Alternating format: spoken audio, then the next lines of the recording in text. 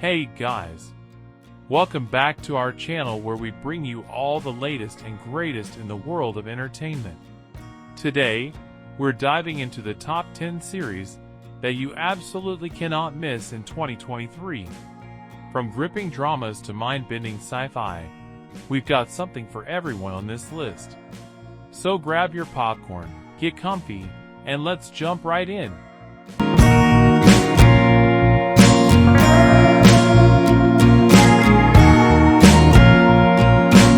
Starting off our list at number 10 is Shrinking.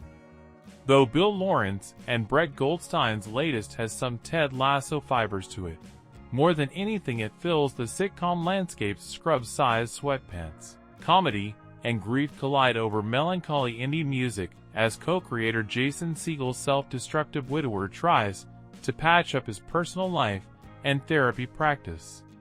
But this is a feel-good show, honest, and it's buoyed by its sunny Pasadena setting, Segel's sad dad meets goofball vibes, and a pair of his scene-stealing co-workers, a warm, quick-witted Jessica Williams, and a quietly crotchety Harrison Ford, who turns in his funniest performance in decades.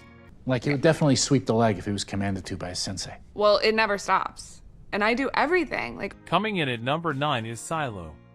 Character-led and full of the nervy energy of a band of fugitives learning to live with an apocalypse.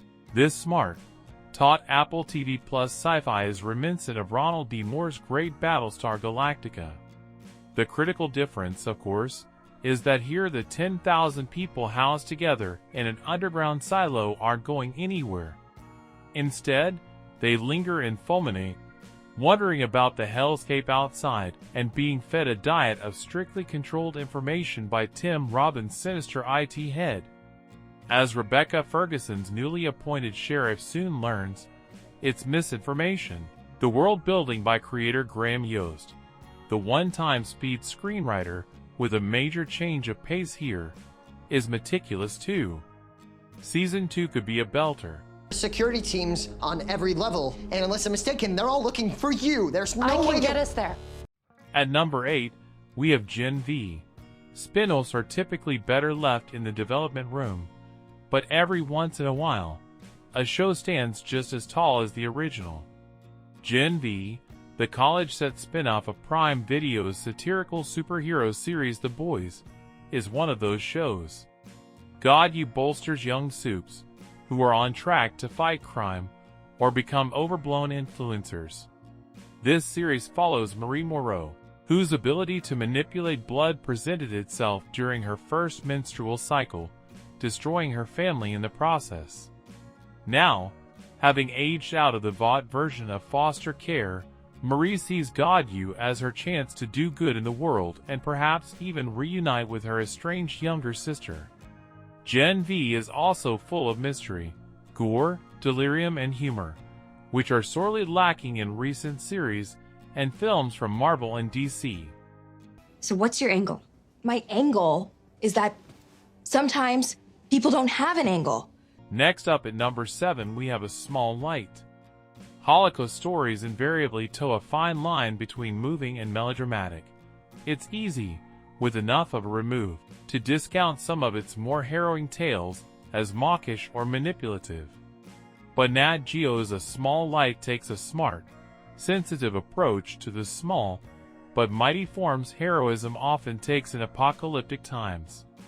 It's the story of Anne Frank, but told through the lens of the people who kept her and her family safe in the secret annex, notably Miep Geese, the secretary of Otto Frank.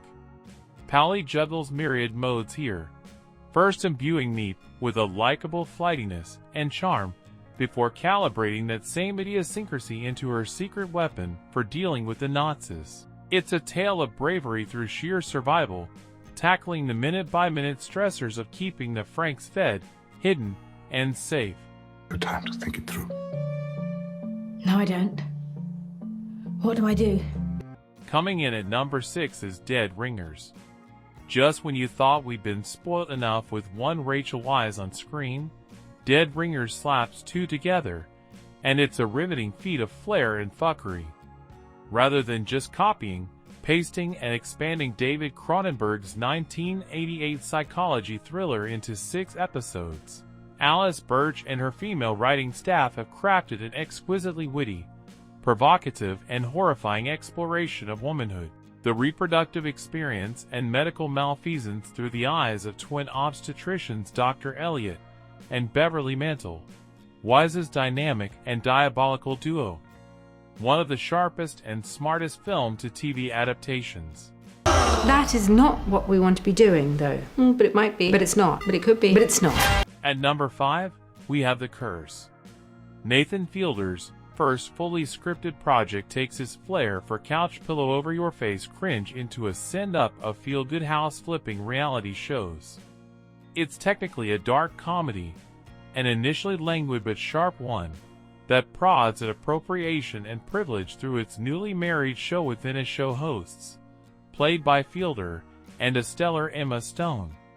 But it's the narrative and cinematic uneasiness that makes The Curse strangely engrossing at its best. The voyeuristic camera work from Fielder and co-creator Benny Sappi feels oddly unsettling for a series that's not really a horror show, at least until its delirious finale. Hi! Oh, Marjorie can speak to the work much better than I can. I think I'll let the work speak for itself. Next up at number 4 is Poker Face, an old-school show from new-school talent. Glass Onion writer-director Rian Johnson teamed with Russian doll creator/star Natasha Lyonne for a delightful, clever throwback to 70s TV mystery dramas like Columbo and Banasek. Each episode starts by showing us a murder being committed, then dials back to reveal that Lyonne's Charlie Cale, a woman with the uncanny ability to recognize when someone is telling a lie, was lurking on the periphery during the earlier scenes. She solves the crime each week, of course, and in the process proves that the only problem with the standalone procedural format is that people stopped making them this well. Tell him to take a look at his dash cam footage from last night. The cops are going to want to see that. It's going to prove they got the wrong lady sitting in a jail cell right now. Coming in at number 3 is Beef.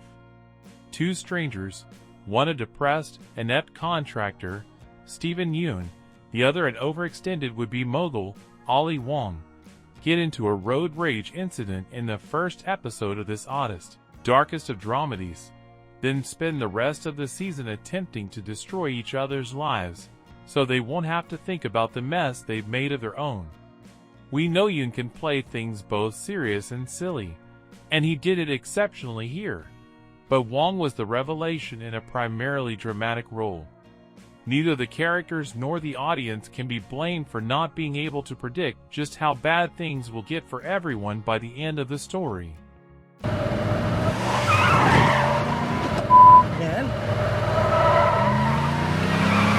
At number 2, we have I'm a Virgo. With the edge of Spike Lee and the imagination of Spike Jonze and Charlie Kaufman, Boots Riley's brilliantly offbeat Amazon show is an almost undefinable collage of touching coming-of-age drama, gonzo superhero adventure, and fiery political manifesto. There's loads squeezed into its 7 episodes, as 13-foot-tall cootie, Gerald Jerome, gets to grips with his own giant stature, his sexual awakening, and a revolutionary cause. Walton Goggins as the hero, a sinister super with more than a touch of the boy's Homelander, embodies Riley's major preoccupation, a capitalist system that's underpinned by legitimized violence. This small-screen follow-up to Sorry to Bother You is sharp enough to make communists of us all. Can I have 7 Bing Bang burgers, please?